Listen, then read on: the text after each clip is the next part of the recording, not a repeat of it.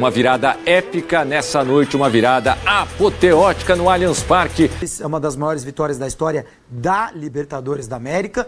Muito bem, pessoal, tô chegando com mais um corte do Palmeiras aqui. A mídia está encantada com o Palmeiras, que conseguiu uma vitória gigante por 4-0 para quem precisava fazer 3, saiu classificado e agora enfrenta o Flamengo na final da Libertadores. Então bora conferir toda a análise aqui com o pessoal do depois do jogo aí, fazendo análise aí e elogiando bastante o Palmeiras, que foi muito resiliente e conseguiu o placar aí para conseguir essa classificação, galera. Então, sem mais delongas, bora pro vídeo. Uma virada épica nessa noite, uma virada apoteótica no Allianz Parque. Palmeiras 1, 2, 3, 4. 4-0 para cima da LDU. O Palmeiras fará a tão esperada decisão com o Flamengo, um revival, né, da final de 4 anos atrás. Flamengo quer revanche, mas certamente não queria o Palmeiras nesse reencontro, Júlio Gomes. Boa noite. Você está quase de verde, é isso? É um verde musgo isso aí? É, um verde musgo, sim. O figurino, o pessoal do figurino estava imaginando, né? Já tá. estava imaginando. É quase um branco, você é quase um verde musgo. Tá certo. Estamos de verde, em verde e branco, eu curto o seu encanto, Verdão. Parabéns ao Palmeiras, Júlio. Tudo bom, Tomás? Um abraço para você, um abraço para todo mundo que está com a gente. Que vitória épica, que vitória espetacular do Palmeiras. Olha, Tomás, eu arrisco dizer que talvez seja... não é a maior vitória de um time brasileiro na Libertadores, porque tem aquele 2-1 do Flamengo contra o River, com 2 gols do Gabriel nos acréscimos praticamente, né? O Flamengo perdendo a final, mas é uma das maiores vitórias da história de um time brasileiro na Libertadores, é uma das maiores vitórias da história da Libertadores da América, na fase atual que vive a Libertadores da América. A Libertadores da América é um torneio continental que foi muito, digamos, democrático por muito tempo, porque você tinha um regulamento que tinha 2 brasileiros, 2 argentinos, 2 uruguaios, 2 paraguaios, 2 equatorianos, 2 bolivianos, 2 venezuelanos. Enfim, era um campeonato em que todo mundo tinha o mesmo peso, era como se fosse o Senado Federal, e hoje ele é tipo a Câmara dos Deputados, né? Você tem uma desproporção muito grande, é muito time do Brasil, muito time da Argentina. É muito difícil um time do Equador, como o LDU, voltar a uma final de Libertadores, chegar a uma final de Libertadores. E hoje a gente viu por quê, né? A diferença do Palmeiras para a LDU é muito grande. Lá na altitude, lá no Equador, a LDU conseguiu fazer valer seu mando de campo. E hoje o Palmeiras conseguiu reverter o placar porque é muito mais time. E, Tomás, aí vamos bater bumbo pro comentarista, né? Sim. Assim, a gente cantou aqui ontem que a classificação do Palmeiras tinha que passar pela escalação do Alan. É o Alan ou Alan? Você já eu comecei em casa falando Alan com meus filhos no primeiro tempo, depois eu escutei a Alan na transmissão. Eu não sei até agora se é Alan ou se é Alan, cada tem tantos, né? Mas assim... Cada um fala de um jeito. A gente advogou ontem pela escalação do Alan, por um Palmeiras sem volante. A diferença é que eu falei que era uma linha de 3 atrás com o Giá e 2 zagueiros, acabou sendo o Bruno Fux, junto com o Gustavo Gomes e com o Murilo, mas de resto o Abel botou para jogar desde o primeiro minuto o time que, na minha opinião, poderia dar a classificação ao Palmeiras. Alan e Andréas Pereira mais pela direita, Sousa no lugar de Felipe Anderson e Piquerez pela esquerda, a dupla de ataque, sem volante algum, o Maurício era o jogador que flutuava no meio de campo. Não havia por que só deixar para arriscar no segundo tempo. O Palmeiras precisava arriscar desde o começo porque a LDU não ia atacar e não atacou. Não atacou, espetou uma ou outra bola. Na velocidade o Palmeiras conseguiu neutralizar isso. Foi muito mais importante ter gente na frente. O Alan fez o jogo da vida dele, foi o melhor jogador em campo. Como já havia jogado bem no Quito, como já havia jogado bem num jogo em que o Palmeiras jogou mal, domingo contra o Cruzeiro. O Alan destruiu com o jogo, acabou com o jogo. E o segundo gol no finalzinho do primeiro tempo, talvez, Tomás, tenha feito com que o Palmeiras voltasse para o segundo tempo um pouco de salto alto, achando que o terceiro gol ia sair a qualquer momento. Esses 15 minutos iniciais do segundo tempo foram os únicos ruins do Palmeiras no jogo. Foram 15 minutos em que o Palmeiras não fez nada, não estava jogando bem. E aí o Abel tem a leitura de jogo.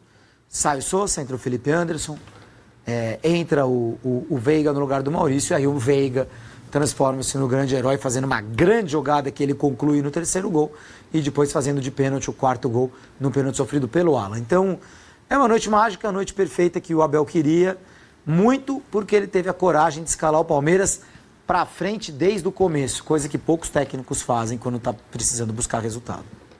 E hoje o Abel está fazendo 5 anos no comando do Palmeiras, cravadinho. 30 de outubro. Eu vi gente hoje ainda falando que o Abel talvez fosse o momento de deixar o Palmeiras ao término dessa temporada. Será que o Abel precisa provar mais alguma coisa? O Abel que consegue grandes resultados, consegue às vezes grandes viradas, e quando eu falo de grandes viradas, não só depois de perder o primeiro jogo e ganhar a segunda partida, como já tinha feito em 3 finais seguidas de Campeonato Paulista, como também viradas dentro de um mesmo jogo, né? Quantas vezes o Palmeiras estava perdendo por 2-0, parecia morto, e o Palmeiras ia lá e buscava o 2-2, sem falar viradas épicas como aquela contra o Botafogo perdendo por 3-0. E muitas dessas viradas com o Abel saindo do convencional. É um técnico, na minha avaliação, extraordinário. Evidentemente que é o maior técnico da história do Palmeiras. Se o Palmeiras ganhar outra Libertadores em cima do Flamengo, se tornar o primeiro brasileiro tetracampeão, sendo que com 3 títulos sob o comando do Abel, não vai ter um jornalista com a pachorra, como diria o meu bisavô, de falar que o Abel não é o maior técnico da história do Palmeiras. Não é possível. O maior técnico da história do Brasil. Não é possível. Né? O maior técnico da história do futebol brasileiro. É impressionante, né? É impressionante. Porque pela longevidade, pela maneira como ele... sinceramente, eu acho que nem precisa ganhar essa final. É claro que ganhar a final... É claro que no Mas fim, é que tem muita gente que torce o nariz, ou por ele ser estrangeiro, ou por ele ser mal educado, às vezes, como ele é de fato, ou por ele criticar muito o Brasil. São coisas diferentes. São coisas diferentes. Exato. Isso não entra em campo quando ele faz um trabalho espetacular. Uma coisa não exclui a outra. Exato, exato. Ele é mal educado. Claro. Ele é muito agressivo. Ele exagera. Ele passa do ponto. O que não faz dele menos brilhante do que ele é. Perfeito. No que ele faz, que é definir que time que vai jogar, participar das contratações. O Palmeiras tem um time de... os jogadores, ele não desiste de jogadores rapidamente, mas sim, ele aposta, percebe que não está dando certo, tira, depois volta. O cara pode ter a história que tiver, como é o caso do Veiga. Se não tiver bem, fica fora. Mas não fica fora espinafrando, que nem o Vinícius Júnior fez lá no Real Madrid. Fica fora, quietinho, de boa, profissional, volta. Então, assim, a maneira como ele consegue lidar com os jogadores e interpretar os adversários e os jogos, ela é brilhante. Ele é um técnico brilhante. Você pode gostar do estilo, pode não gostar do estilo. Tem um estilo de jogo, né? Existe um estilo de jogo. O Palmeiras não é um time ultra ofensivo. O estilo de jogo pode se discutir. A competência, a qualidade é indiscutível, são indiscutíveis. E a grosseria também. Claro. É indiscutível. Com terceiros, né? Porque eu imagino que lá dentro do Palmeiras ele não seja esse cara. Imagino que não. Ao lidar com funcionários, com chefes, com jogadores, ele não deve ser assim. Senão não duraria 5 anos. Perfeito. Senão os jogadores não jogariam por ele, como jogam. Então, a grosseria dele, a maneira mal educada de se portar é com terceiros. Com a imprensa e com as arbitragens com os adversários. Com os jogadores dele, não. É um cara brilhante, espetacular. Bom, antes da linha do tempo, só mais 2 números aqui interessantes. Né? Essa é a 7ª final do Palmeiras na Libertadores. Ele agora oficialmente é o time brasileiro com mais finais, superando o São Paulo. Talvez essa estatística e a de títulos sejam as últimas, né, que o Palmeiras tenta, né, quebrar, tenta... trazer para si, né? O Palmeiras ele é dono de todas as melhores estatísticas, falando em clubes brasileiros na Libertadores. Falta agora a do título. Ele já é o maior, só que ao lado do Flamengo, do Santos, do Grêmio e do São Paulo. Se ele vencer o Flamengo, ele passa a ser o tetracampeão único do futebol brasileiro na Libertadores. Mas se perde também, alguém vai falar, tem todos os recordes, mas o único tetra é o Flamengo. E a outra curiosidade, Júlio, o Veiga hoje foi o primeiro jogador a sair do banco de reservas, o terceiro, jogador na história da Libertadores a sair do banco de reservas numa partida e fazer 2 gols numa semifinal. As outras 2 oportunidades que isso aconteceu tiveram o Palmeiras em campo. Humberto Tosi fez 2 gols pelo Palmeiras em 61 e o Benedetto fez 2 gols pelo Boca contra o Palmeiras em 2019 ou 2018. Enfim, vamos para a linha... Então é isso aí, né, galera? A mídia está encantada com o Palmeiras aí depois dessa grande vitória épica aí, né? 4-0 para um time que precisava fazer 3 gols aí para conseguir essa classificação, né? O Palmeiras teve muitas dificuldades na altitude contra a LDU, acabou perdendo de 3-0, não fez uma boa partida.